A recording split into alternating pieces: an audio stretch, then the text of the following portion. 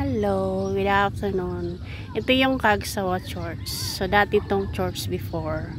Tapos, nung pumutok ang bulkan, natabunan yung church.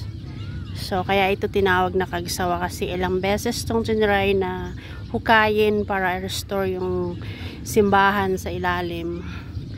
Hindi siya mahukay-hukay kasi every time na huhukayin siya, may mga sawa daw na nagsisilabasan. So, yung mga naghuhukay natakot. So, not only once, twice, or many times itong tinry na hukayan, pero hindi talaga nila mahukay gawa nga ng sandamukal na sawa daw ang lumalabas dito. So, kaya hinayaan na lang siyang ganito.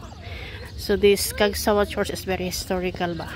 So, that's all. Pumunta kami dito. Last napunta ko yata dito, sobrang tagal na. So, dumaan lang kami dito from Cebu. Yan. Ayun ang bulkan. Nagtago. Umuulan kasi.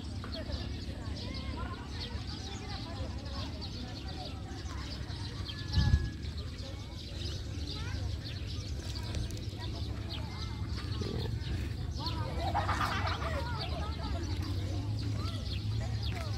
Sa likod ako. So yun natira niya parang yung dambana na lang ba.